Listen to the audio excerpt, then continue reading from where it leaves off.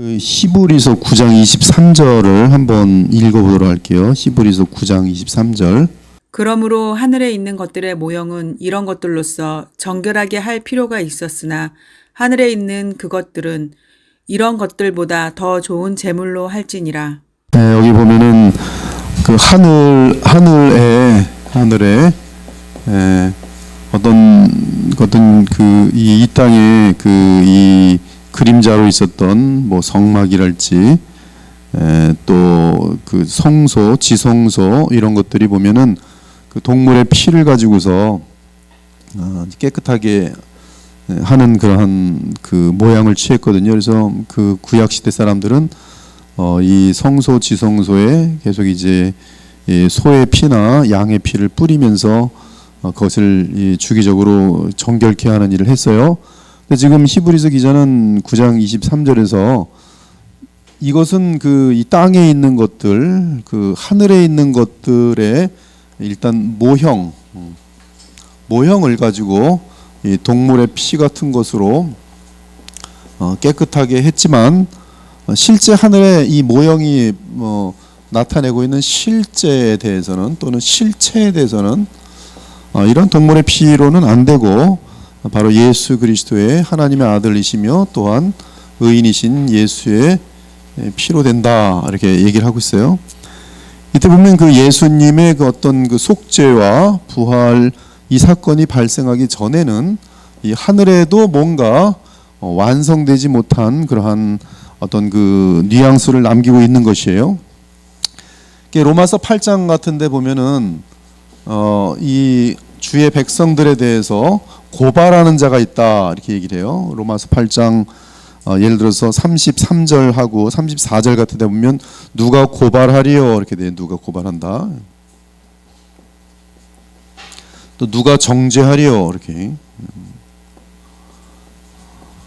보면은 이 예수 그리스도의 실제적인 속량의 사건, 무한하신 그 이 지금 피조개 속의 하나님의 백성들을 실질적으로 의인으로서 죄인을 대속하는 그 사건, 그리고 그 효력은 한 사람의 어떠한 가치가 아니라 하나님의 아들로서의 그 무한한 가치로서 그를 속량하는 이 사건이 있기 전에는 고발하는 일들이 가능했었다라는 그런 뉘앙스를 또 마찬가지로 주고 있어요.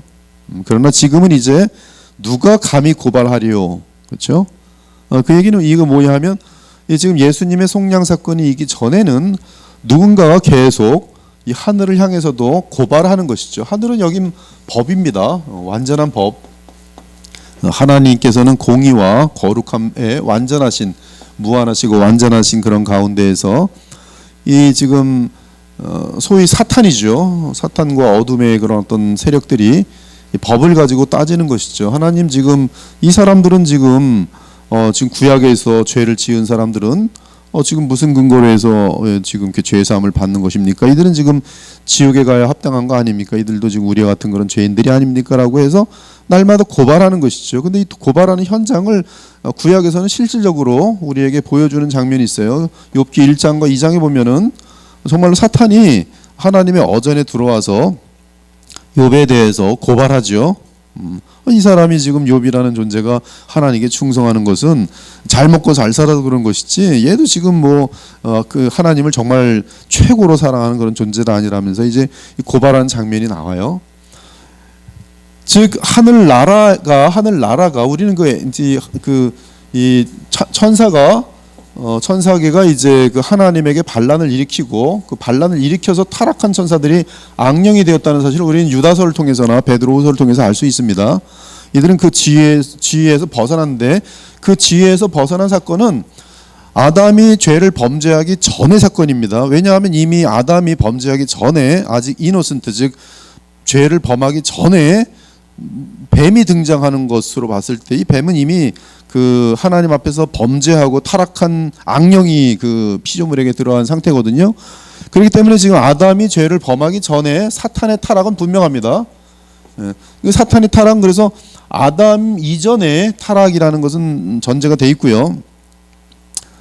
그리고 그 이후에 그 사람이 지어지고 나서 사탄이 타락할 수 있는 가능성은 즉 새로운 하늘에서의 천사들이 타락할 가능성은 전혀 없습니다. 이것은 그럼 지금도 천사들 중에는 어떤 천사들이 또 교만해져 갖고 타락을 계속하고 있다는 얘기뿐이 안 돼요.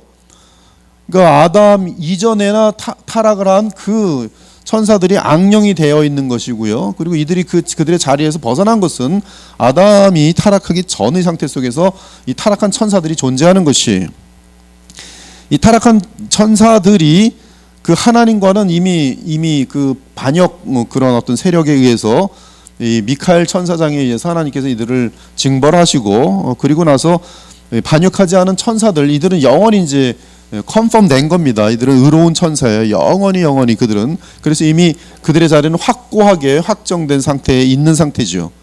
그리고 하나님의 영광은 지금 이들과 함께 있는 상태예요. 그리고 이것이 처음에 땅에 자리를 만든 것이 에덴이라고 볼 수 있습니다. 에덴. 그리고 이제 여기에 이제 하나님께서는 하와와 아담과 하와를 지으시죠.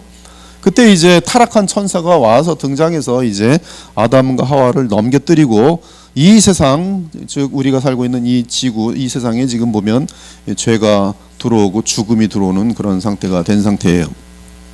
죄가 들어온 게 제일 무섭죠.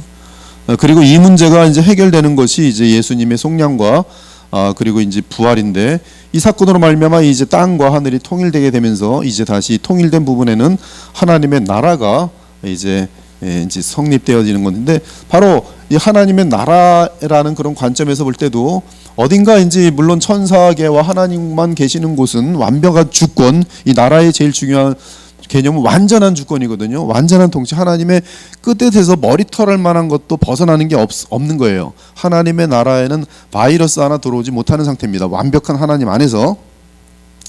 그런 가운데 여기는 하나님 나라, 천사계가 있는 곳은 하나님 나라가 볼 수 있겠지만은 지금 죄덩어리 사람과 관련된 어떤 하나님 나라 차원에서는 아직 이 사건이 있기 전에는 여기도 지금 뭔가 불안한 상태인데, 이 사건이 발생됨으로 말미암아 이제 계시록 12장에 보면 이 고발하던 이 악령들이 전부 다 쫓겨납니다. 더 이상 올 필요가 없는 것이. 그리고 이 하나님 나라에는 이제 사람이라는 존재가 들어가게 되는 그런 그림이 되면서 여기는 이제 완전한, 그래서 여기는 이제 히브리서 12장 마지막 부분에 보면은 의인의 영. 그래서 여러분들이 죽으면 글로리피케이션, 영화롭게 되면서 의인의 영이 들어가고 이 하나님의 완전한 주권이 완벽하게 지금 진행되는 것이 하나님의 나라죠. 그래서 하나님 나라는 지금 예수 그리스도의 이 부활 속량과 부활 성취로 말미암아 하늘에서는 지금 천사 그리고 사람들까지 해서 완전한 하나님 나라가 지금 성립돼 있어요. 완전한. 그리고 이 땅에는 그 하나님 나라가 자리를 잡았는데, 하나님 나라가 자리를 잡은 것이 뭐냐면 바로 교회예요. 교회. 이 교회는 이때부터 하나님 나라가 완벽한 하나님 나라가 자리를 잡으면서 하늘과 땅이 통일되면서 이 땅에 들어왔는데, 이 교회가 지금 이 땅 전체를 다 완벽하게 다스리고 있는가? 그렇지 못하죠. 또 그리고 하나님의 나라가 지금 이 땅 전체를 완벽하게 지금 다스리고 있는가? 그렇지 않죠. 그래서 이미 다스려지고 있는 부분이 있어요. 여러분들이죠, 피조물. 근데 여러분 자신들도 보면은 완벽하게 또 다스려지고 있냐 하면 이 땅에 사는 동안에 완벽하게 다스려 있지 않아요. 그러니까 여러분 자신도 하나님의 나라에 들어와 있는데도 불구하고 already not yet 개념이 지금 진행되고 있어요. 그렇죠? 한쪽은 하나님 나라 순종, 오늘도 순종합니다 할 때도 오늘은 순종 안 합니다. 왔다 갔다 해요. 1시간 내도 순간순간 왔다 갔다 해요. 된 게 있고 안 된 게 있어요. 교회도 마찬가지예요. 교회 총체적으로 봤을 때 하나님 나라가 임한데도 분명히 그런 현상이 나타나지만 또 임하지 않은 현상이 나타나서 뭐 교회끼리 반반 싸워져 가지고 뭐 서로 그냥 경찰들이 와서 앉아 있고, 얼마나 무서운데 교회 사건들이. 지금 이러한 이제 이 땅에서는 그러므로 이제 already not yet 그런 모습으로 되고, 만약에 하나님 나라가 이 땅에 완전히 임한다, 그러면 이제 하나님 나라가 완벽하게 통일되면서 이제 하늘과 땅 전체 속에서 아무도 하나님을 대적하고 거스르는 것은 머리털 하나까지도 없는 거예요. 그 세력은 악령과 이 거짓 선자와 적그리스도와 이게 이제 하나님의 삼위일체를 흉내내는 모습인데요. 사탄과 적그리스도와 이 지금 그 거짓 선자하고 그 다음에 이 불신 세력을 믿는 이들을 자신들의 우두머리로 하고 따라갔던 모든 불신자들이 다 불못에 갇힌단 말이에요. 정확하게. 불못에 갇히는 순간 여기는 이제 완벽하게 이제 하나님의 통치가, 영광이 하늘이나 땅이나 다 이루어지는 것이, 이것이 바로 예수님의 기도가 성립되는 것이죠. 지금은 어떤 상태인가? 하나님의 나라가 교회라는 것을 통해서 와 있고, 교회도 완벽하게 하나님 나라가 임한 것도 아니고 우리의 죄성 때문에 얼레디 있는 부분이 있고, 또 나랫된 부분이 있고, 또 다스려지는 부분이 있고, 안 다스려지는 부분이 있고, 우리 개인도 다스려질 때가 있고 또 안 다스려질 때가 있고, 그렇지만 우리 죽자마자 또 내 영혼만은 하나님의 나라의 완벽한 다스림을 받고 있고, 그러나 죽기 전까지는 마지막 순간까지도 불평할 수도 있고 그런 거예요. 이러한 구조를 여러분들이 잘 이해하고, 그리고 나서 이제 이 하나님의 나라와 교회의 관계를 오늘 들여다보도록 그렇게 하겠습니다. 이제 하나님 나라 예수 그리스도께서 그 십자가 속량을 치르신 이 사건의 제일 중요한 내용이 뭐냐면, 법적이 객관적으로 법적으로 주의 백성들의 죄값을 치르셨다는 거예요. 역사 속에서 피조물이 존재하는 역사와 공간 속에서 참 사람이신 존재가 정말 이제 완벽하게 죄값을 치름으로 말미암아 우리에게 더 이상 정죄함이 없습니다. 로마서 8장 1절에 법적인 것이 법적. 그래서 칭의 하나님 보실 때는 이것은 이미 우리에게 지금 죄가 진행되든 말든 상관없이 죄값이라는 것은 칭의가 돼 있어요.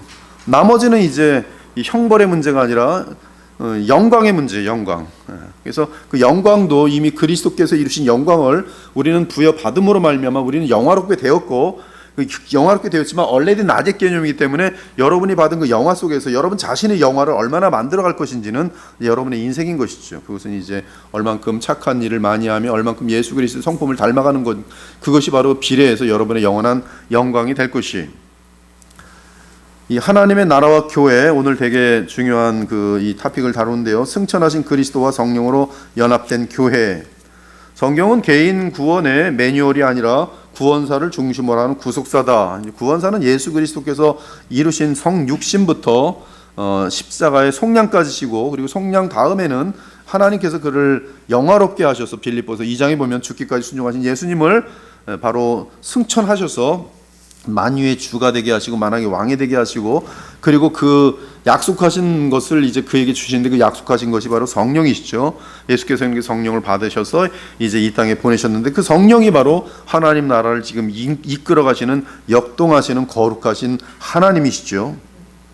그 예수님과 관련된 것을 구원사라고 볼 수 있고요. 구속사는 이 구약에서 진행되는 모든 그 구원의 역사들. 근데 이 구원의 역사들은 전부 다 구속사를 향한 예표죠. 뭐 사사들도 언제나 원수들을 심판하고 구원해내고, 다윗도 심판하고 구원해내고, 그래서 하나님께 속한 백성들이 회개하고 주님께 돌아오면 심판하고 구원하는 일들을 이 구약 전체가 거기 대한 일들을 지금 하고 있죠. 그 뒤에는 하나님께서 구속의 역사를 일으킵니다. 이 모든 구속의 역사들이 왕 때든 사사시대 때든 뭐 아브라함 때든 상관없이 전부 다 동일한 패턴을 갖고 있어요. 그 패턴은 결국 하나의 계속적인 언젠가 있을 이 마귀의, 보면 바로도 마귀를 상징하거든요.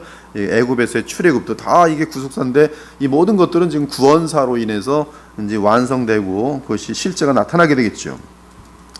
그리스도가 역사의 절정에 오셔서 속량을 이루셨고, 이로 인해 성령이 말세에 임하셨다. 그리스도는 세상 죄를 지시고 십자가에서 단번에 영원한 제사를 드리고 승천하셔서 하늘의 지성소에 들어가셨다.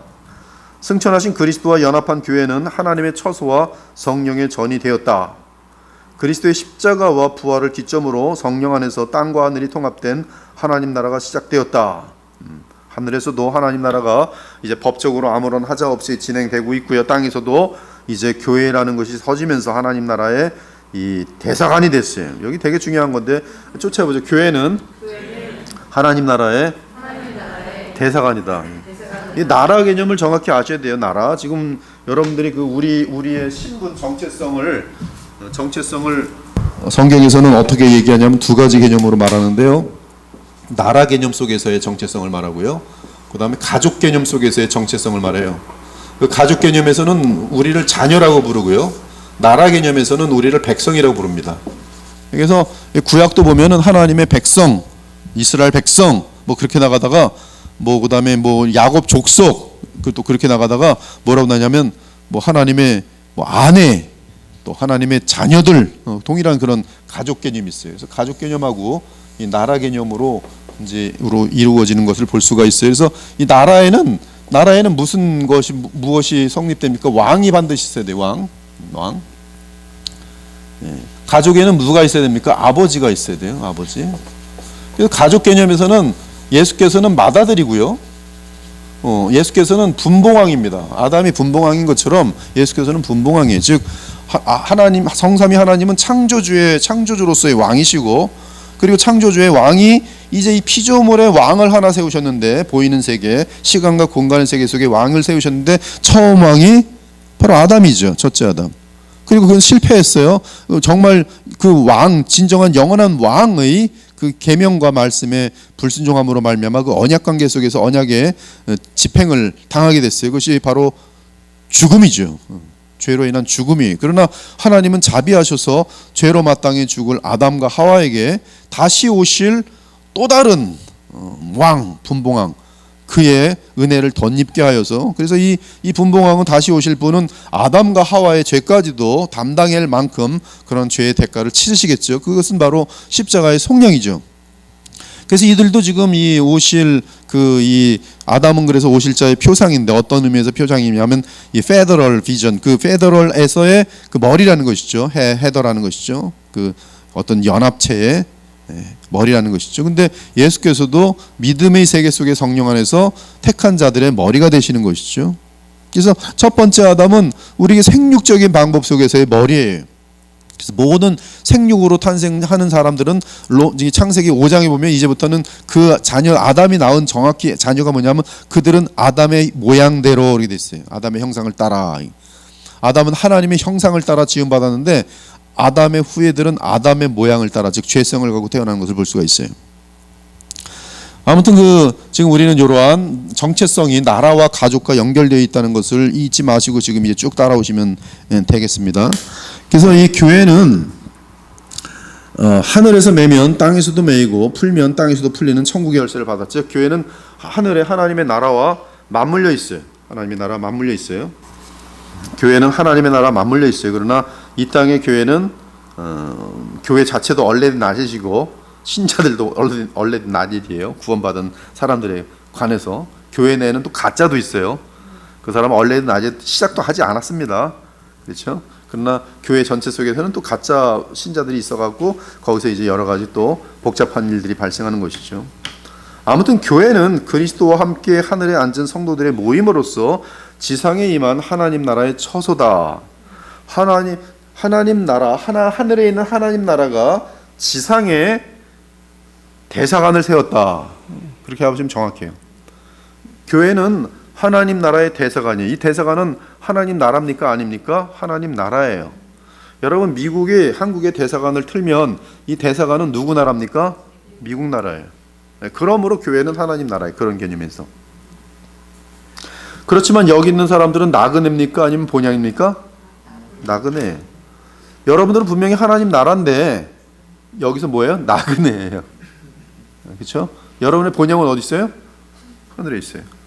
이 나라가 완전하게 이 나라를 잡아삼킬 때는 본향은 어디예요? 여러분 하늘이나 땅이나 동일한 거니까 여기죠.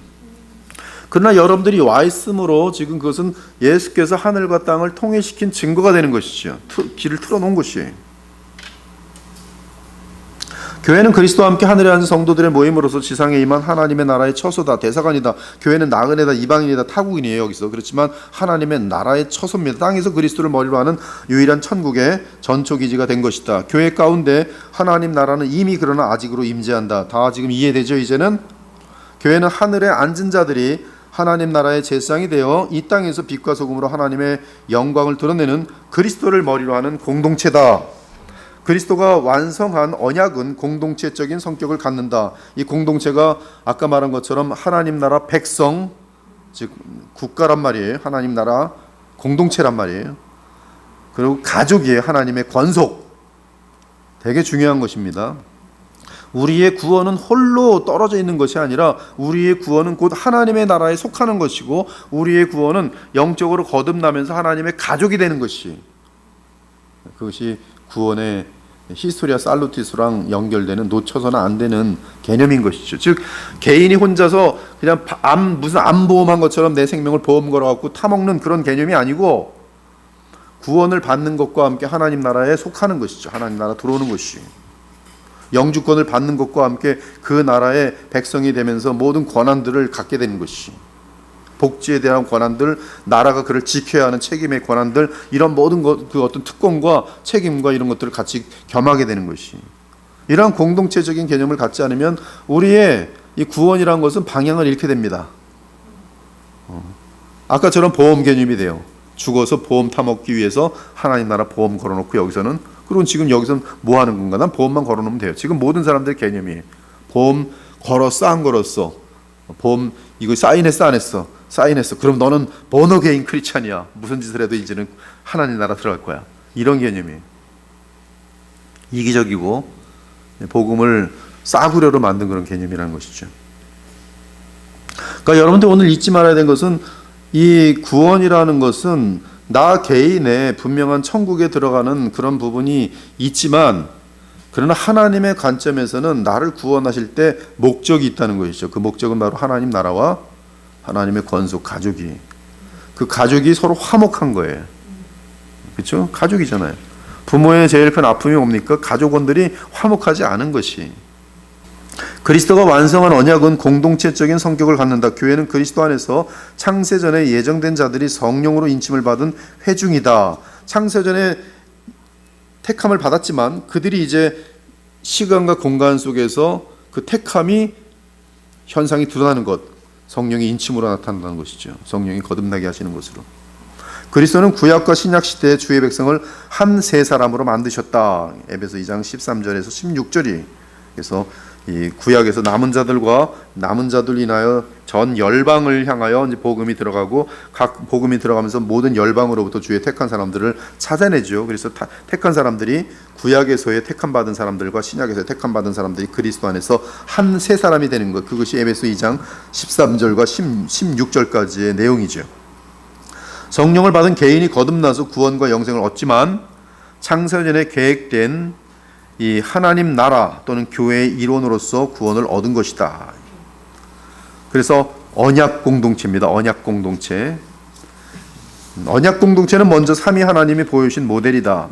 그리스도의 기도는 창세전 삼위 하나님이 나누었던 영광과 사랑을 하나님과 교회 사이의 언약 관계의 모델로 제시한다. 그렇죠? 기도는 정확히 그렇게 돼 있어요. 우리가 나누었던 그 영광 을 저들도 보게 하시며 저들도 이 영광을 나누게 하소서. 저들이 누굽니까? 바로 예수 그리스도로 인하여 속죄함을 받게 되는, 그리고 생명을 얻게 된 그들이죠. 즉 교회가 삼위 하나님의 연합과 교제를 담도록 계획되어 있었다.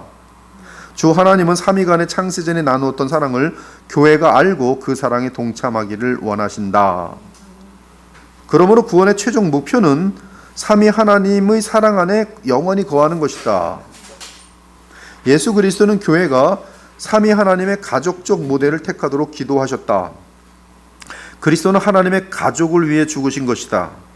성자가 인간이 되어 하나님의 맏아들이 되셨고 교회는 성령을 받아 양자가 되었다. 따라서 언약 백성은 하나님의 가족과 권속이다. 그래서 이제 구절들 보면 여호와 우리 하나님의 집, 가족이란 말이에요. 우리는 하나님의 동역자들이요 너희는 하나님의 밭이요 하나님의 집이다. 공동체 개념이죠. 여러분들은 그리스도의 보혈교회 가족입니다. 우린 그래서 우리 가족이 되겠다고 같이 기도하잖아요. 우린 정말 등록하면 정말 가족으로 생각하는 것이죠. 아이들이 유아 세례 받을 때도 당신의 자녀처럼 이제는 이 아이들을 위해 기도하고 같이 돌보기를 다짐하십니까? 맹세하십니까? 그러면 청중들이 다 회원, 우리 그리스도의 보혈교회 주의 백성들이 다 네 그렇게 하겠습니다 하잖아요. 다 가족이니까요. 영적인 가족이. 실제로 여러분들이 살아보면요, 여러분의 혈통의 가족보다 영적인 가족이 더 깊어요. 정말 깊습니다. 영적인 가족들은 복음 안에서 이 믿음이 유지되는 한 그들은 갈라지지가 않습니다. 항상 하나예요. 그러나 혈통은 끊어지도록 돼 있어요. 만일 내가 지체하면 너로 하여금 하나님의 집에서 어떻게 행하여 할지를 알게 하려 하면 이 집은 살아계신 하나님의 교회요 진리의 기둥과 터니라. 분명히 가족, 집. 그리스도는 하나님의 집을 맡은 아들로서, 그렇죠? 그리스도의 대상은 하나님의 집이에요. 그것을 위해서 죽으셨어요. 이처럼 구원은 지옥에서 천당에 가는 것만이 아니라 새 생명을 얻어 하나님을 아버지로 하고 그리스도를 맏아들로 하는 삼위 하나님의 영광과 사랑 안에 거하는 흠이 없는 거룩한 가족이 되는 것이다. 충분히 이해가죠? 저도 거부되지 않아요. 그러므로 그리스도의 복음은 언약의 성취이며 이에 교회는 하나님의 가족인 언약 공동체다. 교회는 언약 공동체로서 이제 불신 세상을 향해서는, 외부를 향해서는 하나님 나라의 제사장이 되는 목표를 갖는다. 이 출애굽기 19장부터 보면은 하나님의 택한 백성 이스라엘은 무엇이 목적이었냐면, 하나님께서는 구약에서 이들을 출애굽하여서 구원하신 목적은 너희들이 전 열방을 향하여 제사장 나라가 되는 것이. 제사장 나라가 뭡니까? 복을 전달하는 거예요. 제사장은 복을 전하는 것입니다. 속죄를 전하고 하나님의 복을 전하는 것이. 지금 여러분들은 왕 같은 제사장들이, 하나님 나라의 왕 같은 대신들입니다. 즉 세상에 지금 지옥으로 떨어지고 어둠 속에 있는 자들을 향하여 그들에게 죄 사함과 그리고 그들에게 하나님의 복을 전달해 주는 거예요. 그게 제사장 역할이에요. 기도죠, 기도. 구원은 개인적이지만 개인주의는 아니다. 이러한 하나님 나라의 제사장이라는 정체성을 알게 될 때 나의 구원으로 만족해서 끝나지 않죠. 자기가 때는 죽으려면 죽어라. 나 혼자만 난 분명히 구원받은 것 같으니까 난 만족이다. 이러면 안 되죠. 그건 히스기야 끝에 가서 내 자식들이 망하던, 후세가 망하던, 내 때에 전쟁 안 일어나면 난 되겠다. 이게 똑같은 그런 이기적인 마음 아니겠어요? 하나님 자녀는 거룩한 가족의 일원이다. 교회는 삼위의 가족적 관계를 존재 방식의 모델로 삼아야 한다. 삼위 하나님의 관점에서 개인보다 가족이 먼저다. 예수께서는 집을 위해 죽으셨어요. 그러면 가족이 먼저예요. 가족과 개인은 상호적이지만 가족이 있어야 식구도 있다. 성도가 있고 교회가 있는 것이 아니라 원칙적으로 교회가 먼저 있었어요. 교회가 있기 때문에 그들이 또 전도하고 나가면서 새로운 사람들이 태어나는 거예요. 거듭나는 거예요. 교회가 있기 때문에. 그래서 맨 처음에 교회는 만약에 아무것도 없다고 합시다. 그러면 교회가 누가 들어갑니까? 전도자가 들어가요. 복음을 알고 있는 단 한 사람이 들어갑니다. 우리나라도 선교사가 들어오는 것이죠. 그가 교회예요. 먼저 교회가 있는 거예요. 그래서 교회가 들어와서 뭐 합니까? 제사장 역할을 하는 것이죠. 그럼 들어오는 거예요. 즉 교회가 있고 가족의 이론이 생기는 것이죠. 은혜와 생명은 공동체에서 개인으로 흘러나간다. 줄을 쭉쭉 그십시오. 여러분, 공동체에서 하나님은 머리를 통해서 지체로 은혜가 흐르게 돼 있어요. 골로새 2장. 지체가 몸에 붙어 있지 않으면 영양분을 공부하지 못합니다. 난 교회 없어도 신앙생활 잘할 거야. 가난한 성도들 지금 많은데요. 나는 내가 성경 보면서 기도하면 돼. 혼자 가정 예배 드리면서 살아날 거야. 그거 가짜입니다. 될 수 없어요. 10년, 20년 있어봤자 예배가 형식이 돼요. 헌금 안 내는 도구가 되고 약삭빠른 종교 놀이가 됩니다. 정상적인 복음이 진실하게 선포되는 곳에 몸담고 있지 않으면 그 하나님 안에서 영적으로 성장할 수 없도록 되어 있어요. 그것이 하나님의 법이에요. 아무튼 교회는 하나님 나라가 이 땅에 세워진 전처지로서 먼저 하나님의 나라를 구해야 합니다. 이 성경의 구원사는 인류를 두 아담 사이의 해석으로 보는데요. 구원사의 골자는 흙에 속한 사람이 하늘에 속한 사람이 되는 것이, 종말론적인 의미에서 교회는 마지막 아담의 십자가 부활을 통해 창조된 한 새 사람입니다. 구약과 신약을 합쳐놓은 한 새 사람이 이제 완전함을 향하여 지금 나아가는 것이죠. 그리스도 안에서 성령으로 빚어진 새로운 피조물이 교회다. 새 창조는 본질상 세상 안에 존재하지만 세상에 속하지 않은 하나님 나라다. 이는 하나님 나라는 땅에 있는 동시에 그리스도와 함께 하나님 우편에 앉았기 때문이다. 교회는 맏아들의 형상을 닮은 하나님의 자녀들이다. 성령으로 새롭게 지음받은 인간은 유대인, 이방인, 남자와 여자, 상정과 종의 차별이 없다. 그리스도 안에서 종족과 성별과 신분의 차별이 없어진다. 하나님이 기뻐하는 아들인 성자 안에서 사람 사이의 차별이 없어졌다. 그리스도는 피조물의 구원뿐만 아니라 완성을 이루신다. 교회가 그리스도를 전파하고 가르치는 목적은 하나님의 자녀를 그리스도 안에서 완전한 자로 세우기 위함이다. 삼위 하나님의 언약적 관계가 교회 공동체의 모델이 되셨다. 그리스도의 몸은 언약적 연합을 의미한다. 머리와 몸을 합치면 한 사람이 된다. 한 사람의 몸을 분리할 수 없듯이 교회도 개인화시킬 수 없다. 머리와 몸이 합쳐져서 하나의 연합을 이룬다. 하나님은 그리스도의 몸을 통해서 여러 지체를 보시는 것이 아니라 한 사람을 보신다. 교회 하나됨에 제일 중요한 게 뭔지 아십니까? 그것은 복음이에요. 복음에 대한 신앙 고백이에요. 그러므로 지금 우리 교회는 위로나 옆으로나 하나님께서 정말 이 교회 역사 속에서 남겨놓은 모든 그 보배로운 것들을 꼭 붙들고 있기 때문에 교회 중에 교회입니다. 교회 중에 교회예요. 진정한.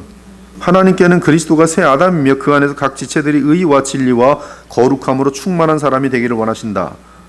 요약하면 교회가 무엇인가를 묻는 교회론은 기독론, 인간론, 구원론, 성령론을 종합한 산물이어야 한다.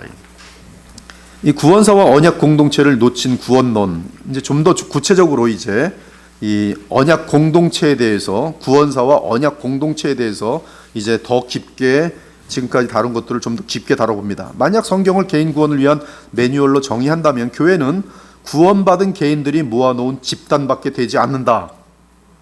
성경 연구단체, 단체라고 붙지요. 교회라고 안 부르요. IVF, 그렇죠? 인터벌설지, 펠로우십, CCC, 단체지 교회라는 이름이 안 붙어요. 근데 그들은 목적이 있어요. 성경을 잘 배우자. 그러니까 어떤 목적을 가지고 모아놓은 집단, 이거는 교회가 아니에요. 선교 단체예요. 기독교 단체예요. 대학교에 들어가서 기독교 동아리가 만들어지면 기독교 단체예요. 신기하지 않습니까? 교회는 그런데 단체가 아니에요. 근데 우리는 자꾸 교회를 단체화시켜요. 즉 내가 있고 그 다음 내가 없으면 교회는 무너진다는 거예요. 교회는 우리가 지난 주일날 본 것처럼 하나님이 원하시는 말씀이 정교하게 선포되는 것이 일단 제일 중요하고, 교회는 반드시 성찬과 세례가 있어요. CCC가 성찬과 세례를 하면은 교회가 돼버려요. 거긴 그리고 그러면 교회의 모든, 정말 교회 설립 때부터의 모든 정통을 그대로 물려받아야 돼요. 끊어지면 신앙 고백이 교회라니까요. 그러니까 신앙 고백이 잘못된 것은 이단들 보십시오. 정말 우리 사도행전에서 나오는 그런 교회들의 신앙 고백과 같을 수가 없어요. 예수 그리스도가 하나님의 아들이시며 우리의 그리스도다. 그리스도 왕, 제사장, 선자 아니겠어요? 우리 영원한 왕, 제사장, 선자, 이러한 삼중직의 그리스도와 그리스도가 누구신지에 대한 것과 그것이 나와 어떤 관계인가, 성령의 역사에 대한 이런 모든 것들을 알지 못하면 그건 교회가 될 수 없는 것이. 근데 교회는 이미 모든 이러한 영적인 그런 정통성을 물려받고 동일한 신앙 고백을 하면서 주님께서 세워나가시는 어떠한 그러한, 여기서 쭉 쫓아 올라가면은 예수께서 주의 사도들을 세우심부터 시작해서 끊어지지가 않습니다. 스스로 홀로 목사가 되는 일이 없어요. 자기가 혼자 목사 돼야지 이렇게 된 사람이 없어요. 이건 가짜예요. 권위와 정상적인 루트에 의해서 목사로서 안수받는 것이 그만큼 중요한 것이, 그것이 지난 주일날에 배운 목사는 아무나 되는 것이 아니라 교회의 어떤 공식적인 인정을 받는 그러한 사람이 목사여야 한다. 그들만이 사례를 베풀 수 있고 그들만이 성찬을 베풀 수 있다라는 것이 이 교회가 가지고 있는 기본적인 그 원칙인 것이죠. 가장 중요한 것은 신앙 고백이고요. 성경을 가르쳐야 되는 것이죠. 근데 그게 없으면 자의적인 집단이에요.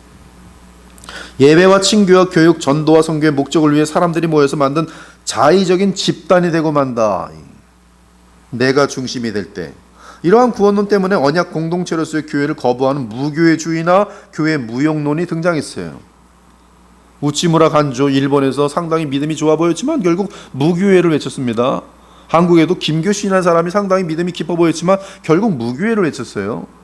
많은 그 자유주의에 빠졌던 목사들이 무슨 멋있는 어떤 사회적인 예술을 주장했지만 무교회주의를 외쳐버렸어요. 왜? 교회는 보니까 어떤 권력이 생겨나가면서 세속화되고 하는 것들을 많이 보면서, 그러려니 오히려 우리는 더 가난하고 어려운 자들을 찾아가는 교회가 되고 이것은 누구나 할 수 있다 하면서 무교회주의를 외쳐버립니다. 이 모든 것들이 교회에 대한 성경적인 바른 가르침을 배우지 못해서 나타나는 현상들이에요. 이러한 구원론 때문에 교회 무용론이 등장하고, 이런 그릇된 구원론은 구원사적 배경을 고려하지 않은 결과예요. 지금도 많은 사람들이 교회를 하도 교회가 많으니까 마이 초이스인 줄 알아요. 여기는 내 취향에 맞는구나. 왜 취향이 좋아요? 나는 놀기 좋아하는데 잘 놀려고 그러거든.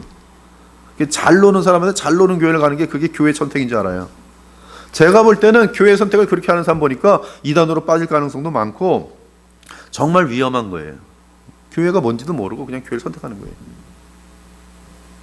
개인 구원만을 고려하는 교회로는 교회를 단지 신앙이 있는 사람들이 자율적으로 모여서 만든 단체로 여기게 만든다.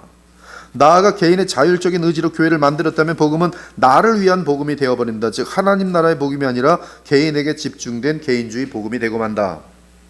하지만 구원사의 관점에서 볼 때 그리스도는 예수 그리스도 새 아담과 하나님의 나라와 관련된 새로운 피조물을 지으시고 성령은 택함받은 각 개인을 구원으로 인치신다. 즉 하나님이 이루어 놓으신 히스토리아 살루티스를 성령께서 택함받은 백성들에게 이루어가는 과정, 즉 공동체로 그들을 잡아 삼키는, 그들에게 안아가는 그런 엄청난 것이 바로 구원이죠. 즉 구원사에서 보면 먼저 새 아담이 있고, 즉 예수 그리스도가 먼저 있고 성령으로 새 아담에게 연합시키는 것, 연합되는 사람들, 새 아담이 집합적으로 있는 것이죠. 새 사람이 먼저 그리스도 안에 새롭게 지음받은 한 백성이 있고 그 안에 속하게 되는 개인이 있는 것이, 여러분들도 그렇게 되고 있는 것이죠. 교회가 먼저 있고 그리고 여기 속하게 되는 거예요. 영적으로도 하나님의 교회가 있고 그리고 그 교회에 복음을 믿고 들어오게 되는 것이죠. 정확하게 말하면 구원받은 각 개인이 모여서 교회를 이루는 것이 아니라 하나님의 피로 산 교회가 성령으로 개인에게 인쳐지는 것이다. 누군가가 복음을 전하고 성령이 그를 인치심으로 그는 교회에 접목되는 것이죠. 나라가 있고 백성이 있는 것이지. 나라 이르면 여러분, 나라 없는 백성들 얼마나 힘든지 압니까? 지금도 나라 없는 백성들은 이 정말 뭐 뗏목이나 타고 다니면서 이리저리 들르지도 못하고 거기서 뭐 영주권이랄지 아니면 시민권을 줄 때까지는 정말 비참해요, 비참해. 하나님 나라가 내가 하나님 나라다 그러면서 뭐 내가 나라를 만드는 게 아니란 말이죠. 하나님 나라가 있고 나는 그 나라에 속하게 되는 거예요. 성령의 역사로. 그래서 이 사도행전도 보면은 바울이 마게도냐로 갈까요? 어디로 갈까요? 질문할 때 마게도냐 사람이 오라 하는 걸 보고 글로 빠져버린단 말이죠. 즉 하나님이 세우시는 교회, 하나님이 세우. 그래서 성경에도 촛대를 옮긴다는 표현이 있잖아요. 한때는 정말 이 화란에서 그렇게 기독교가 왕성했지만 지금은 화란이란 나라는 마약과 동성애의 아주 가장 아주 자유로운 나라예요. 지금 아주 비참합니다. 그러니까 우리는 이제 그 하나님의 이 촛대가 움직이지 않도록 지금 철저하게 신앙생활을 할 때 여기가 바로 하나님의 교회고 그 안에 이제 들어오는 거예요. 복음이 없는 교회는 가짜 교회예요. 교회는 성삼위 하나님을 아버지로 모신 가족이다. 따라서 불신자가 그리스도 안에서 옛사람을 벗고 새사람을 입는 것이 복음의 목표다. 개인이 모여서 가족을 구성하는 것이 아니라 가족으로부터 아이가 태어나 한 가족이 되는 것이다. 이처럼 교회는 삼위 하나님의 가족이며 가족의 일원들은 삼위의 상호적 사랑과 피차 복종의 언약적 관계를 세상에 드러낸다. 교회는 이를 위해서 모인 기능적인 집단이 아니라, 이건 그냥 선교 단체라 그러면 되죠. 하나님을 아버지로 하여 삼위 하나님을 본받은 언약과 교제의 공동체다. 사실 중요한 사역은 땅이 아닌 하늘에서 먼저 이루어진다. 그리스도는 승천하신 후에 하나님 우편에서 교회를 위하여 기도하신다. 그리스도의 기도를 통해 교회는 먼저 땅이 아니라 하늘에서 복을 받는다. 칭의와 성화와 영화가 이미 하나님 우편에서 결정되었다. 끊을 수 없는 영원한 하나님의 사랑도 하늘에서 선포되었다. 하나님은 그리스도 안에서 의롭다 하신 자를 영화롭게 하신다. 교회는 가시적으로는 지상에 있으나 실은 하늘에 있다. 교회의 궁극적인 승리는 하늘에 계신 그리스도의 중보 기도 때문에 필연적이다. 이미 또 설명한 건데, 교회는 이 땅에서 하나님 나라의 대사관이다. 교회는 하나님 나라의 대사관이다. 한번 읽어보죠. 고린도후서 5장 20절 시작.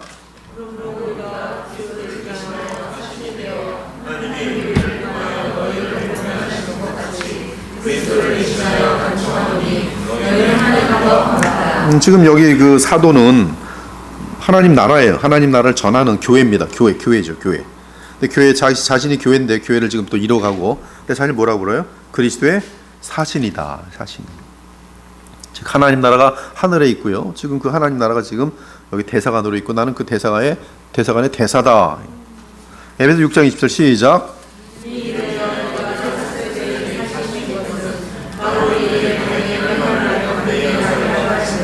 성도는 세상에서 외국인이요 나그네입니다. 따라서 땅에 있는 성도는 땅에서 하늘의 대사관인 교회를 통해서만 위로와 힘을 얻습니다. 하늘에서 기도하시는 그리스도의 중보의 사역은 교회를 통해서 이 땅에 펼쳐집니다. 하나님 나라 대사관의 바깥은 적대적이지만 교회 안에는 하나님 나라의 시민과 그리스도의 권속이 있어요. 여기 들어오면 있잖아요.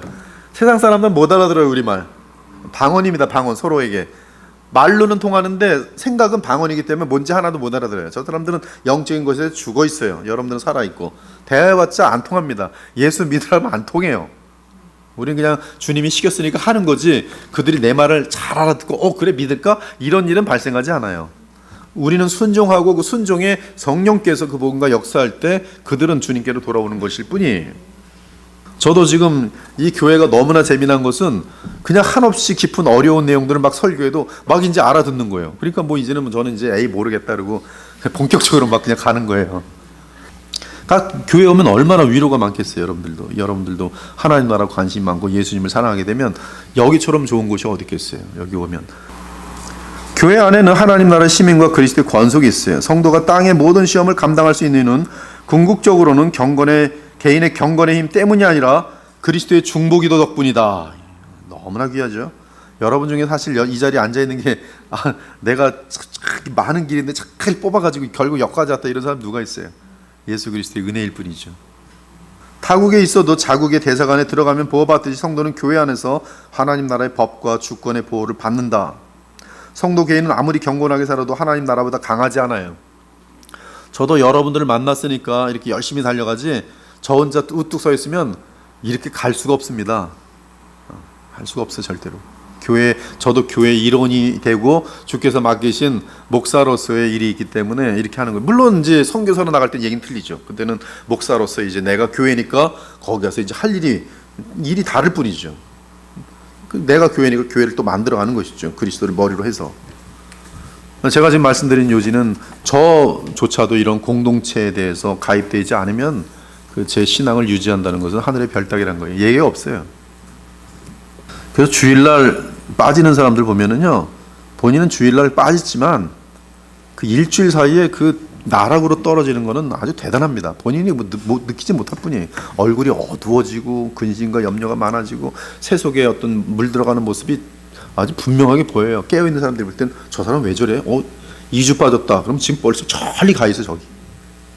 공급받아야 될 공급을 못 받는 거죠 지금 여기서. 물론 공급하지 않는 교회를 다닐 때는 전혀 상관없겠죠. 교회 와서 공급받지도 못하고 나가서나 공급받지 못하고. 그러니까 이 복음이 전파되고 하나님의 성령이 임재하는 교회에 머문다는 것은 그것은 영원한 지금 복을 누리고 있는 것이죠.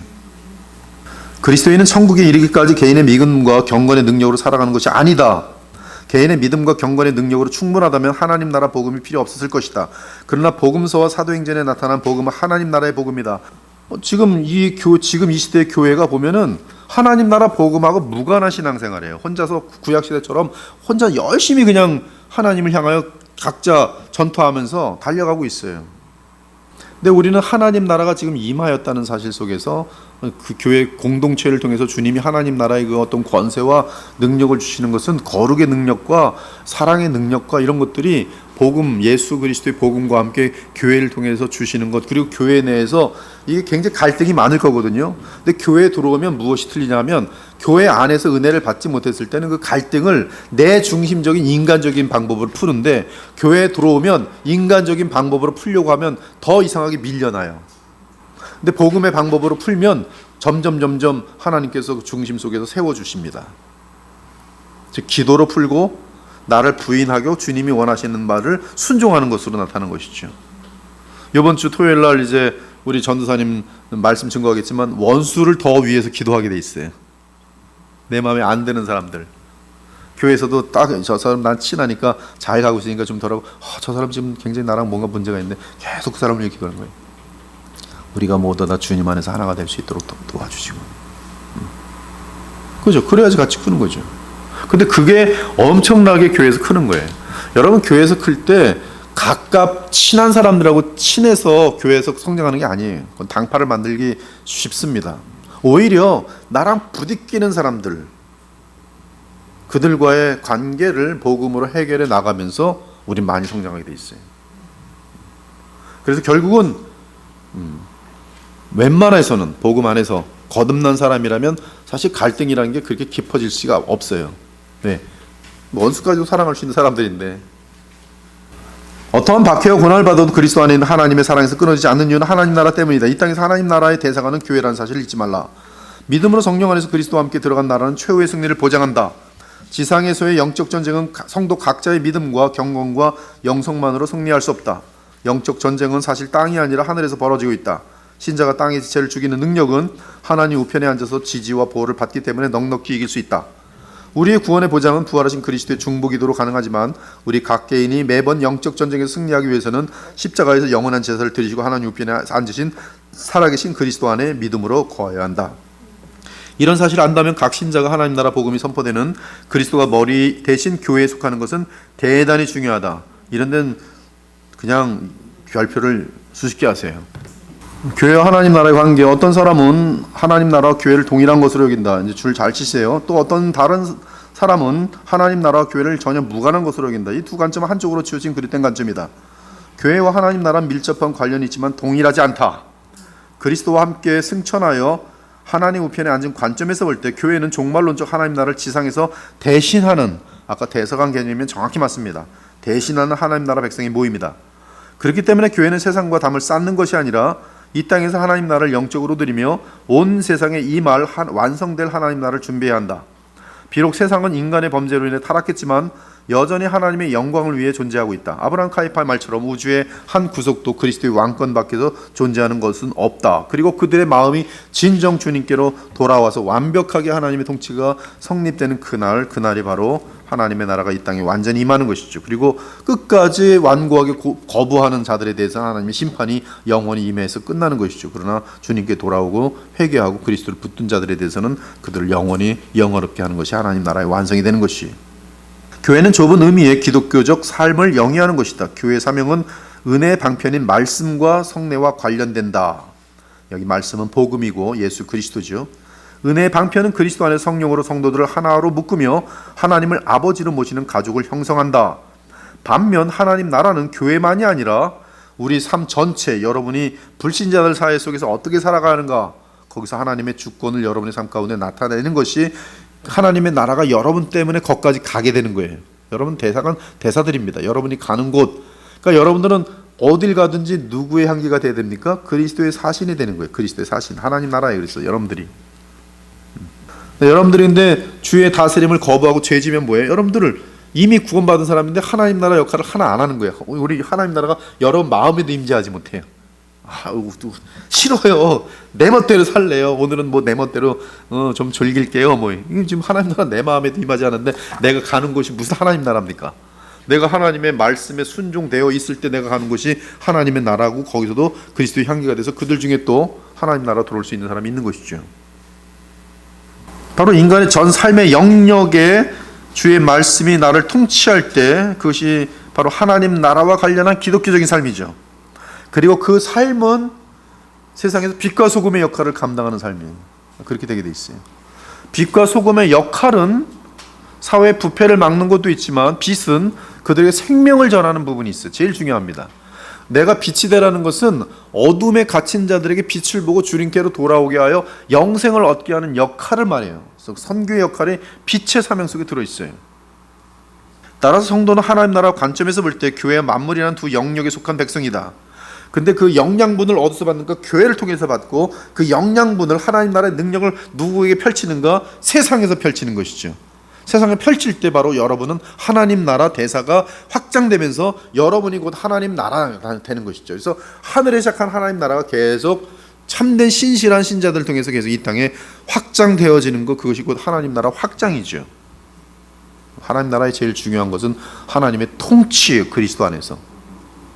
그러므로 우리는 이 구속의 은혜를 통해서 이제 다시 폐역한, 부패한 세상을 회복시키는 역할로 이어지는 것이죠. 그것이 하나님 나라 확장이에요. 지금 하나님 나라는 그러므로 창조의 언약을 회복하는 그런 원인이 되는 것이죠.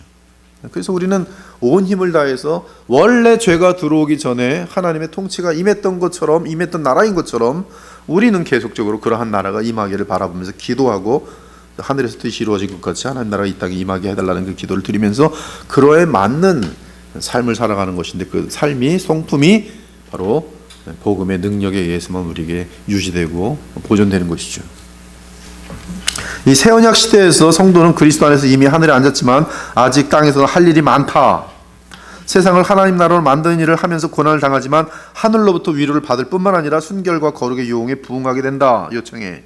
이미 하늘에 속한 교회는 이 땅의 것에 욕심을 내어서는 안 된다. 도리어 타락한 세상에 하나님의 거룩하심과 사랑을 실천하는 자들이 되어 세상의 빛과 소금이 되어야 한다.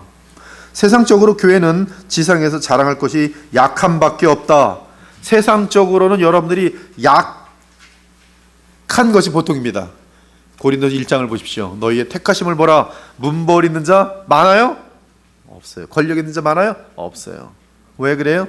하나님께서는 이 세상에 약한 것들을 택하사 이 세상에 강한 것들을 부끄럽게 하려 하심이라. 우리가 뭐 이 세상에 살면서 가난해지고 무슨 돈도 못 벌고 항상 크리스찬들은 거지같이 살고 그런 뜻은 아니에요. 절대로. 그것이 우리의 자랑이 아니라는 것이죠. 그것이 우리의 힘이 아니라는 것이. 그걸 정확히 알아야 돼요. 얼마나 지금 이 땅에 세속화된 교회는 이 땅에서 권력을 잡는 것이 힘인 줄 알아요. 그것이 하나님이 나를 축복한 것인 줄 알아요. 이 화란도 아브라함 카이퍼의 사상은 대단히 위대한 것입니다. 전 세계를 하나님 나라 화하는 거예요.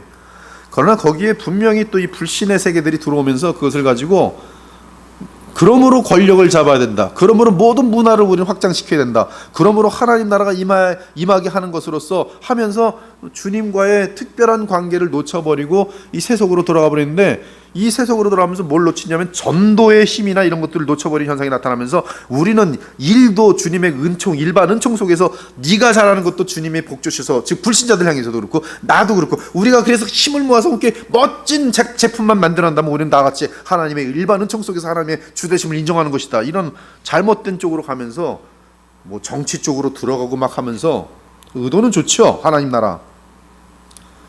근데 지금의 모습이 되어버린 거예요. 화란을 쫓아가고 있는 건 아닌가, 굉장히 걱정이 많이 돼요. 우리의 자랑은 약함밖에 없어요. 약함, 진실함, 예수님의 성품, 겸손, 세상을 자랑하지 않음. 세상적인 관점에서 볼 때 교회는 약하지만 교회는 그리스도를 의지하고 연합함으로 세상에서 그리스도의 아름다움과 능력과 영광을 드러낸다. 이 보배를 질그릇에 가졌으니 이는 심히 큰 능력은 하나님께 있고 우리에게 있지 아니함을 알게 하려 함이라. 우리가 사방으로 우겨쌈을 당하여도 쌓이지 아니하며 답답한 일을 당하여도 낙심하지 아니하며 박해를 받아도 버림받지 아니하며 거꾸로뜨림을 당하여도 망하지 아니하고 우리가 항상 예수의 죽음을 몸에 짊어짐은, 이것이 진정한 교회의 모습이, 즉 세상의 화려함을 누릴 수 있어도 그것을 내어놓고 오히려 세상의 불신자들에게, 가난한 자들에게 주면서 교회는 오히려 더 청빈하고 연약한 길을 걸어감이 그리스도가 나타나게 하는 길이 될 것이. 그렇지 않으면 교회는 세속화되어서 금방 무너질 것입니다. 우린 중세 시대를 알잖아요. 중세가 왜 그럽니까? 교회가 왕보다도 높은 권력을 가져버렸어요. 교황이잖아요. 지금 교황, 천주교. 이 세상에서 가장 돈 많은 집단이 어딘지 아십니까? 천주교예요. 그들은 수천 년 동안 모은 재물이 있어요. 죽을 때 다 천국 가려고 연옥에 있는 사람들이 뭐 할 거예요? 다 거기다 돈 주고 가죠. 그 돈이 다 어디 있겠습니까? 보물들. 그들이 지금 제대로 안 풀려서 그렇지 한때 가졌어 있는 권력은 어마어마했어요. 세계적인 권력이. 예수를 통해서 사람 죽이는 거 일도 아니었어요. 그걸 원하십니까, 교회가? 주님 재림 전에? 절대 그런 일은 발생하지 않을 거예요. 절대. 오히려 불신자들과 탐욕적인 불신자들이 가짜로 교회에 들어와서 같이 가짜 교회가 쉽게 만들어지는 것이죠. 성령과 예배, 내세의 능력을 맛봄, 한번 빛을 받고 하늘의 은사를 맛보고 성령에 참여한 바 되고 하나님의 선한 말씀과 내세의 능력을 맛보고도 예배가 내세의 능력을 경험하는 통로라는 사실은 굳이 강조할 필요가 없다. 내세의 능력을 맛보는 것은 예배의 핵심 요소이며 그것은 그리스도인의 순례 본질이다. 언약 공동체인 교회가 예배를 통해서 내세 능력을 경험할 수 있는 이유는 그리스도 안에서 땅과 하늘이 통합되었기 때문이다. 그렇다면 내세 능력을 맛본다는 것의 의미는 무엇인가? 이것은 이른바 종말론과 관련된 질문이다. 현세에서 내세의 기쁨을 미리 맛보고 땅에서 하늘의 영광을 일찍 맛보는 것이 예배다. 예배는 땅에서 하늘을 연습하는 것이 아니라 하늘을 실제로 맛보며 누리는 것이다. 언약 공동체인 교회가 그리스도께서 부활하신 매 주일에 모여 예배를 드리는 것은 단지 그리스도를 기념하는 것이 아니라 실제로 주와 함께 하늘에 앉은 것을 맛보는 미래적이고 종말론적인 활동이다. 이 지금 내용들이 얼마나 소중한 내용인지 아십니까? 그렇죠? 너무나 복되잖아요. 이러한 내용들을 우리가 지금 주고 받으면서 나눌 수 있다는 자체가 너무나 엄청나잖아요. 그러므로 안식일이 첫날로 바뀐 것은 신학적으로 매우 중요하다. 내세 능력을 매 주일마다 맛보지 못한다면 그리스도의 재림이 지연되는 동안 신자의 한 주간의 땅의 삶은 쉽게 지치고 피폐해질 수밖에 없을 것이다. 그러므로 모이기를 패하는 어떤 사람들의 습관은 신학적인 오류일 뿐만 아니라 내세 능력을 맛보는 길을 막는 것이다. 모이기를 패하면 자연히 심각한 영적인 무기력증을 초래할 것이다. 구원의 목적 그리고 신자의 가장 중요한 순종, 예배, 가장 중요한 순종입니다. 여러분 구약을 정말 엄중하게 읽어보면 구약에서 가장 많이 중요하게 드러나는 것은 예배예요. 예배의 타락은 곧 이스라엘의 타락입니다. 예배의 혼합주의는 곧 이스라엘 백성들의 우상 숭배로 곧바로 이어졌어요. 하나님을 향한 피조물의 가장 완전한 순종은 예배다.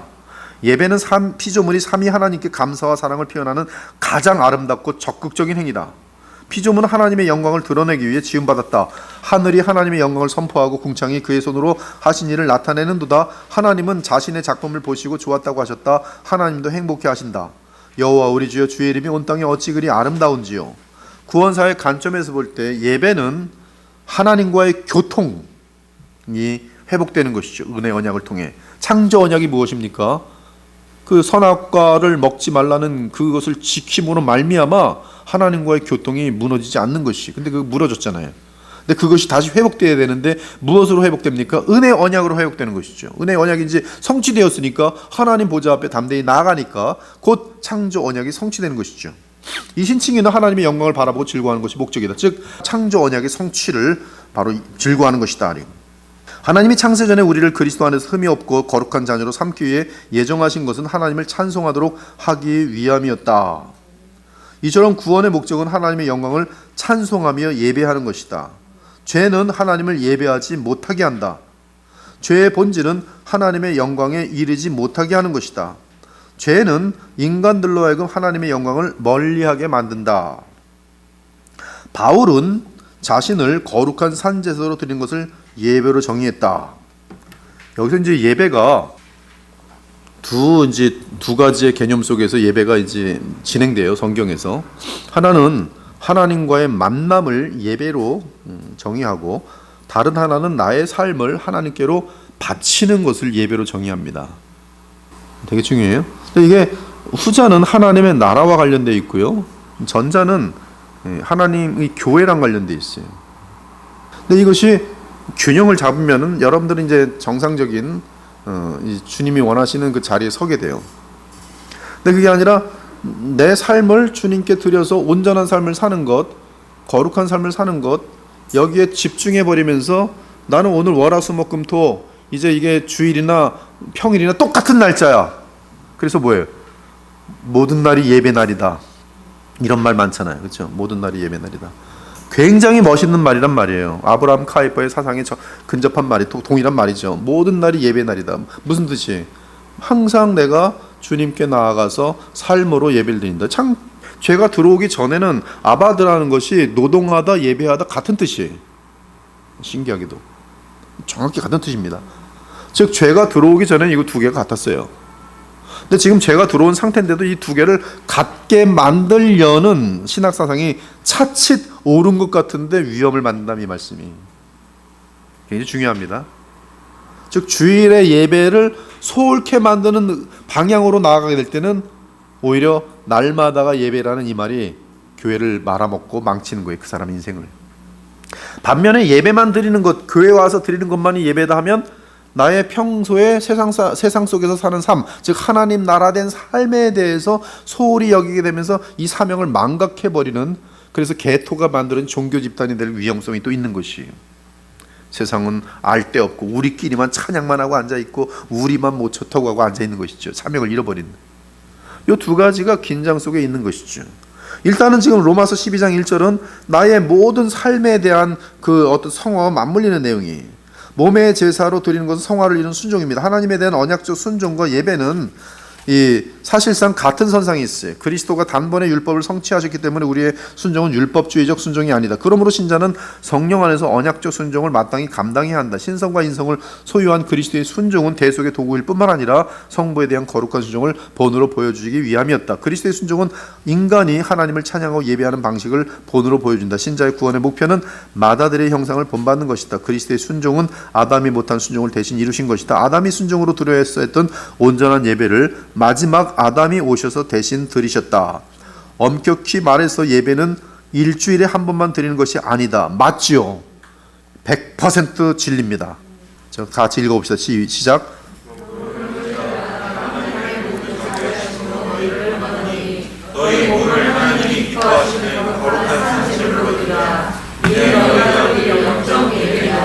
분명히 예배는 일주일에 한 번만 드리는 것이 아니에요. 예배는 그리스도의 속량에 대한 감사뿐만 아니라 새 창조의 완성에 대한 감사다.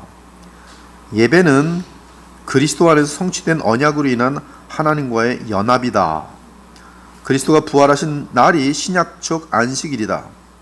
그것은 주일이 되었다. 첫 창조에서는 한 주간 노동을 마치고 안식했지만 새로운 창조에서는 안식을 먼저 하고 노동을 시작한다. 노동을 하고 쉼을 얻는 순서가 그리스도 안에서는 쉼을 얻은 후에 노동을 하는 순서로 바뀌었다. 그래서 달력도 지금 썬데이가 맨 앞에 있어요. 주의 부활의 날입니다.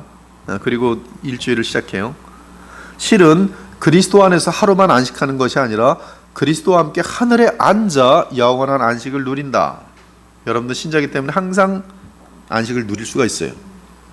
즉 그리스도 안에서 항상 안식하는 가운데서 매일 노동을 하는 것이다. 다른 말로 하면 하늘에 앉아서 땅의 일을 하는 것이다. 그것이 자신의 몸을 거룩한 제사로 드리는 것이며 그럴 때 삶 전체가 하나님이 기뻐 받으시는 예배가 된다. 핵심 중에 핵심이죠. 어마어마한 귀한 진리입니다. 신자는 그리스도와 함께 하늘에 이미 앉았으니 땅에서 먹든지 마시든지 하나님의 영광을 위해 살 수 있다. 그런데 이 진리 때문에 그럼 공예배를 우습게 여기자? 그 논리가 나올 수 없다는 것이. 이렇게 우리는 알지라도 이를 위하여 무엇이 필요해요? 교회의 공예배가 얼마나 소중한지가 더 부각되는 것이. 근데 마귀의 생각에 빠지면 하늘에 난 항상 앉았으니 그리고 땅에 일을 하는 거니 난 항상 앉아있는 사람으로서 주일이란 다른 특별한 날에 무슨 꼭 그날 가서 예배를 드리고 뭐 그래야 되는 게 뭐가 필요하겠어. 무교의 주의로 빠질 수 있는 것이 쉽게. 자, 공예배 참석의 중요성. 공적인 예배를 반드시 지켜야 하는 이유는 구원사적으로 교회는 언약이 성취된 하나님 나라의 공동체이기 때문이다. 교회가 언약 성취로 인하여 만들어진 하나님 나라 공동체예요. 개인의 신앙이 중심이면 하나님 나라가 중심이 될 수 없는 것은 당연하다. 그러나 언약 백성의 공동 목표는 하나님 나라의 복음이며 그의 나라와 의를 구하는 삶이다. 그러므로 공적 예배는 개인적인 선택과 활동이 아니라 하나님과의 새 언약 안에서 마땅히 지켜야 할 새로운 거룩한 의무다. 이에 성경은 모이기를 패하지 말라고 권고한다. 시작.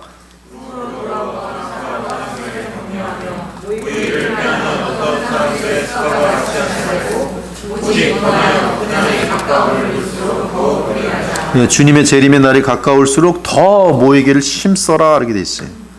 위에 히브리서의 결론은 구원사의 배경과 문맥에서 도출되어 있어요. 저는 여러분들이 알다시피 히브리서를 엄청 다뤘습니다. 히브리서를 주일날 거의 한 2년 가까이 했을 겁니다. 히브리서 모르는데 여기 지금 히브리서 10장의 문맥은 구원사예요. 예수께서 이루신 하나님의 어린 양으로서의 어떤 그 영원한 속죄의 효력, 그리고 대제사장, 부활하셔서 영원히 살아계시는 대제사장으로서 자신이 치르신 이 속죄의 효력을 친히 지금도 자기에게 나오는 주의 백성들에게 죄를 용서해 주시고 또 하나님과의 관계를 새롭게 하시는 그 역할 속에서 이 말을 하고 있어요. 즉 구원사의 배경과 문맥에서 더욱 모여라. 신약의 교회는 이스라엘의 완성이며 그 안에 구약 이스라엘과의 언약적 연속성이 있다. 구약에서 대제사장이 이스라엘을 인도하여 성소에 들어가듯이 영원한 대제사장인 그리스도가 교회를 인도하여 하늘의 성소에 들어간다. 실제입니다. 구약에서는 모형이었습니다. 대제사장이 있었습니다. 그러나 다 모형이었어요. 지금은 실제 대제사장이 실제 죄를 사하시는 효력으로 실제 하나님 보좌 앞에 나아가게 한다 이 뜻이.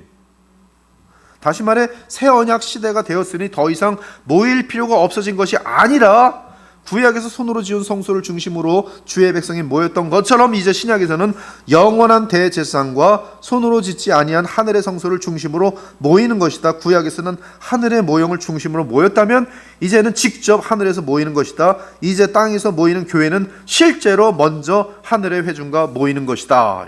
그래서 그 12장 나머지 부분은 그런 너희가 이른 곳은 시온산 실제제다. 하나님 도성, 하늘의 예루살렘, 천만 천사, 의인의 영들, 그렇죠? 시온, 진정한 시온이죠. 새 언약의 중보자신 예수 및 정말 아벨의 피하고는 상관없는 더 무한한 효력을 가진 예수 그리스도의 뿌린 피. 구약에서 땅의 성소를 중시했다면 신약 시대의 하늘의 성소를 중히 여기는 것은 당연하다. 우리는 형식주의를 거부해야 하지만 그것이 모임을 폐하는 것과는 다른 것이다. 즉 바로 이러하기 때문에 더 모여야 한다. 더 모여서 실제 효력을 누려야 한다. 실제 효력이 뭡니까? 예수 그리스도의 형상을 실제적으로 닮아가는 효과가 분명히 나타나는 것이. 교회는 하늘의 성소에 그리스도와 함께 들어간 언약 백성이 이 땅에서 모이는 것이다. 구약에서는 지성소에 하나님을 직접 만나는 지성소입니다. 거기에 욤키퍼 1년 중에 단 하루에 오직 대제사장 한 명만, 그것도 순번 골라가지고 그때 정해진 사람, 그 한 사람만 그날 들어가서 하나님의 영광을 볼 수 있었어요. 나머지는 전부 다 밖에서 기다리고 있었어야 돼요. 잘못 들어가면 죽습니다. 그리고 대제사장은 이들을 대표해서 하나님 앞에 제사를 드리며 죄사함을 선포하는 날이에요. 욤키퍼, 속죄의 날이에요. 지금은 여러분 전체가 대제사장보다 훨씬 뛰어나고요. 여러분 전체가 아무 때나 1년 365일 중에 아무 때나 주님 보좌 앞에 나갈 수 있어요. 그런데 주께서 공식적인 채널로 주신 교회에서의 모임, 그것은 이건 지금 굉장히 중요한 하나님의 엄청난 영광과 약속이 보장된 시간들과 축복인 것이죠. 새언약 시대의 예배와 모임은 구약에서 모형으로 보이던 하늘의 예배의 실제를 이 땅에서 드리는 것이다. 실제. 그래서 그 하나님 그 계시록의 그 4장과 5장을 보면은 하늘 예배에 여러분들이 동참되어 있는 거예요. 영으로. 여러분 하늘에 지금 앉혀 있잖아요. 여기서 땅에서 예배 드릴 때 땅에서 끝나지가 않아요. 이 예배는 곧 지금 하나님 보좌까지 우리들이 그리스도를 믿고 새 언약을 믿고 의지한다면 그 믿음에 따라서 하나님의 약속에 따라 맹세로 하나님이 약속하신 것이기 때문에 바로 하나님 보좌로 이어지도록 돼 있어요. 그래서 우리는 지금 우리끼리 얼굴 보면서 예배드리지만 설교 듣고 하지만 이 모든 것이 실제로 구약의 욤키퍼 날보다 훨씬 더 중요하게 공예배 때 하나님의 임재는 여기 와 있는 거예요. 우리는 하늘에서 지금 예배를 드리는 거예요. 하늘의 천사들과 하늘의 의로운 영들과 실제로 그것이 예배예요. 구원을 단지 개인적으로 천당에 가는 개념으로 본다면 주일 예배와 모임은 본질이 아닌 선택의 문제가 되죠. 오늘 베케이션 가야 되는데 몰라 오늘 저기 동해로 떠라 주일날이야. 이게 뭐예요? 내 선택이란 건 내 선택. 그러나 구원을 하나님 나라에 속하는 공동체 및 가족의 일원이 되는 것을 여긴다면 공적 예배와 모임은 편의가 아니라 신자의 본질이에요. 그날 영양분을 받지 못하면 일주일 동안 쓰러지게 돼 있어요. 어디선가 펑크가 납니다. 죄를 짓도록 돼 있어요. 죄를 이길 힘을 놓치게 돼 있어요. 이신층의 교리는 중세시대의 복음을 되찾은 위대한 역사였지만 종교개혁의 후대가 개인적인 칭의를 복음의 전부인 것처럼 오도함으로 개인주의적 신앙을 낳게 되었어요. 그러나 우리는 하나님 나라의 복음을 개인적 구원으로 축소시켜서는 안 된다. 오늘날 교회의 공적 예배와 모임에 대한 인식이 약화된 요인도 정말 많이 약화되어 있죠. 오늘 여러분이 이러한 이 강론을 함께 고민해 보는 것 이 자체가 축복이에요. 왜? 여러분의 관점은 지금 바뀌거든요. 나의 예배 드리는 것이 내 선택인 줄 알았는데 이건 뭐 큰일 나는 거죠. 심지어 제가 볼 때는 와줘요. 목사님 그렇게 나를 기다리시니까 교회 한번 오늘은 가줘야지.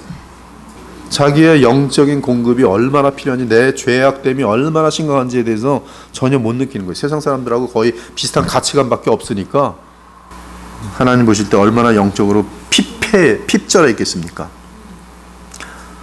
여러분 그 신체는요, 잘 들으세요. 신체는 안 먹으면 눈이 막 뒤집히면서 한 4, 5일 굶어 오세요. 4, 5일 굶으면은 사람이 먹을 것 찾느라고요. 냉장고에 썩은 거까지도 이렇게 들여다볼 겁니다. 만약에 정말 배고프면 5일, 6일, 7일 되고. 근데 영적으로 안 먹으면요, 영적으로 2, 3일 기도도 안 하고 성경 안 읽으면 영적으로 감각이 없어져 버려요. 영적인 식욕이 죽어요. 그래서 금방 송장돼요. 반대예요. 여러분 그 영적인 거하고 몸하고 반대인 거 항상 잊지 마세요. 영적인 것은 알면 주님을 만나면 더 갈급해져요. 더 배고파요. 아무리 먹어도 끝이 없어요. 근데 이 밥은 좀 먹으면 배가 불러서 더 이상 못 먹어요. 달라요. 어떤 사람 보니까 식욕에 대한 감각이 다 죽어서 갖고 자가 배고픈지도 모르고 지금 뼈만 이렇게 남아 있는데 배고픔을 모르니까 이러고 아주 떳떳하게 이러고 다녀요. 근데 죄와 싸워 이기지 못합니다. 마귀의 그 간교함에 이기지 못해요. 하나님 나라의 도구로 쓰임 받을 수가 없어요. 약화되어 있어요. 공적 예배와 모임에 대한 인식이. 하지만 그리스도와 연합은 교회가 그리스도와 함께 하늘로 공간 이동을 한 것이다. 이는 단지 개인의 구원이 아니라 하나님 나라에 들어가서 새로운 창조에 동참하는 것을 의미한다. 종교 개혁의 기치인 칭의는 하늘의 예배와 이 땅의 예배가 그리스도 안에서 통일된 사실을 바탕에 두고 있음을 놓쳐서는 안 된다. 여기서 하나님 나라 임의와 아직의 균형이 중요하다. 이제 이 얘기를 할 건데요. 자, 잘 보세요. 자, 균형, 임의와 아직.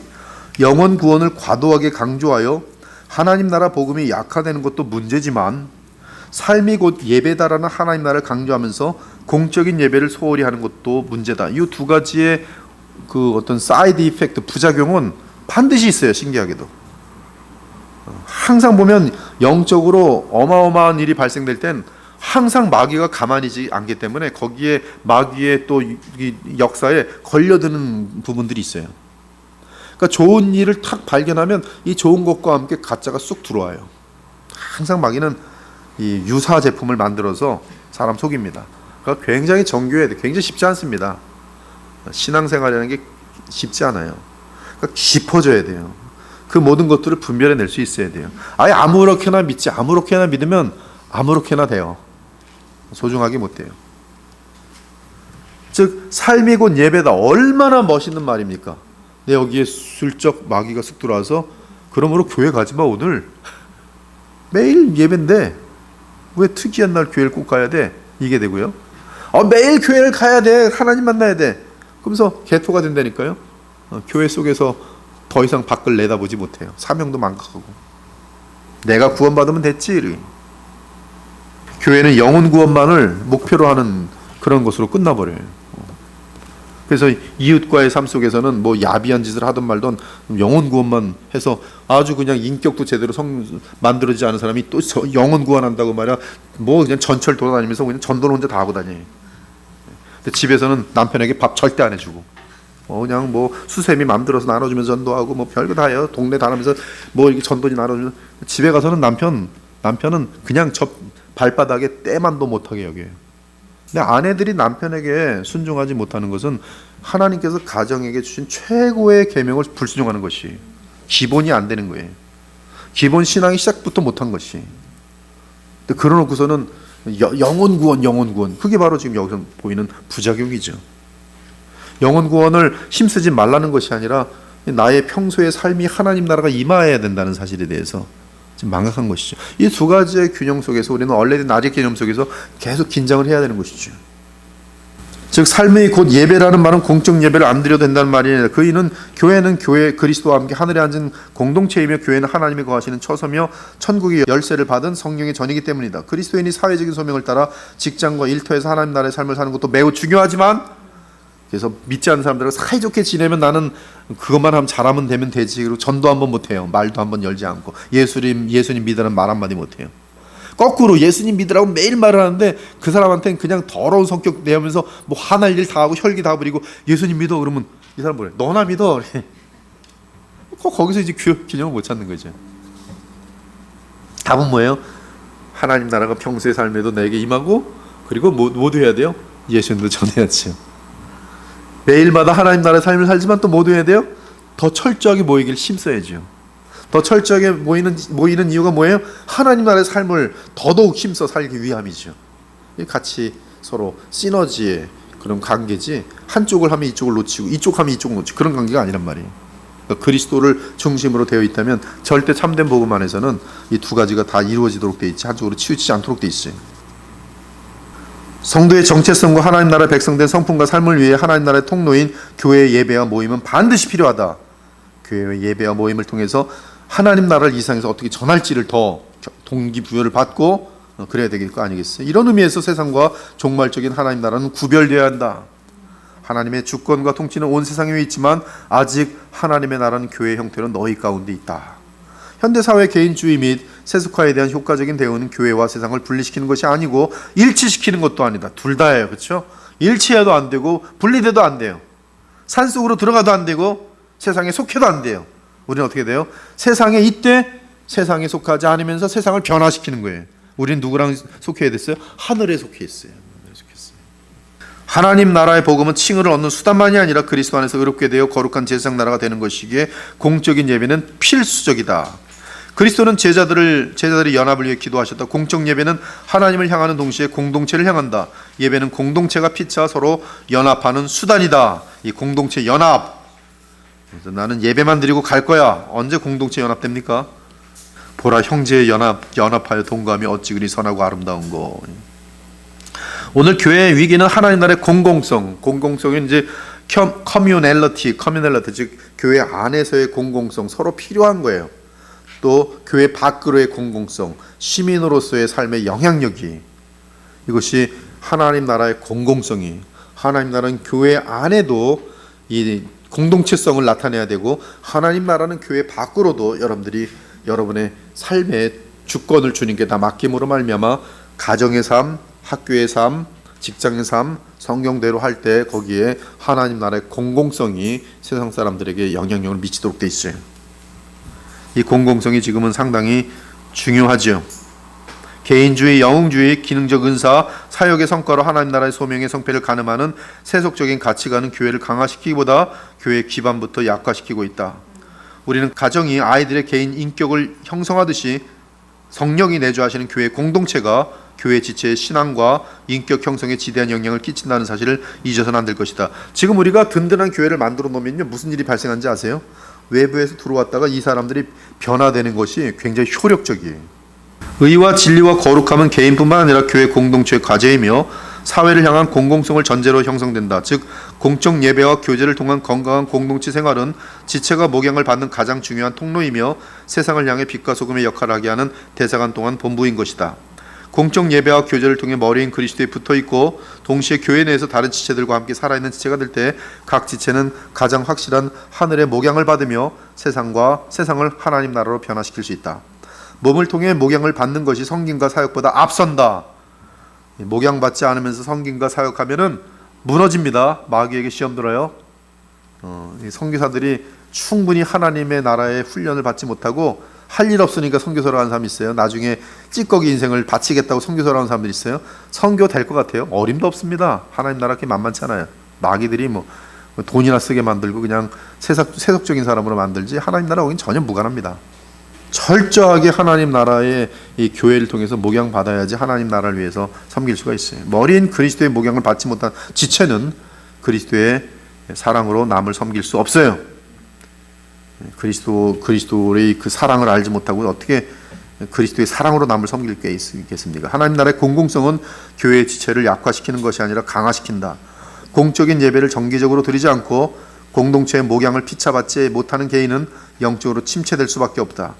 각 지체는 몸을 통해 그리스도의 사랑과 보호를 받아야 한다. 교회의 모든 지체가 그리스도의 몸에 붙어서 사랑 가운데 피차 복종하고 서로 책임지는 것은 하나님의 언약적 사랑의 관계를 실현하는 것이다.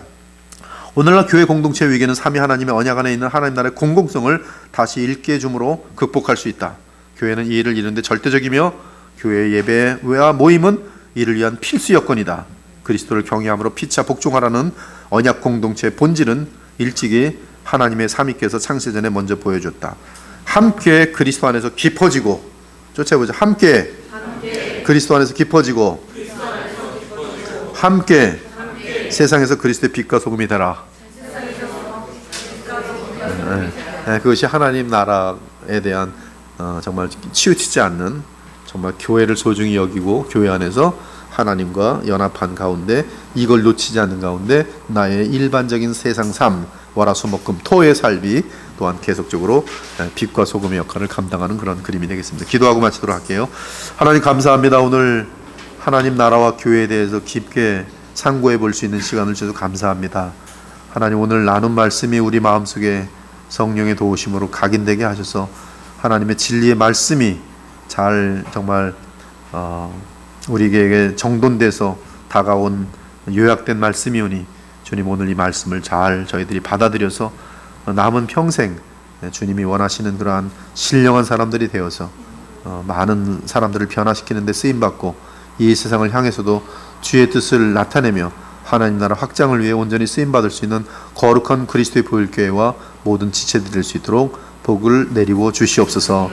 돌아가시는 발걸음에도 주의 성령의 충만함이 은혜가 넘치길 간절히 의탁드리며 살아계신 우리 주 예수 그리스도의 이름으로 기도 올려옵나이다. 아멘. 예, 감사합니다. 안녕히 돌아가시 바랍니다. 감사합니다. 예.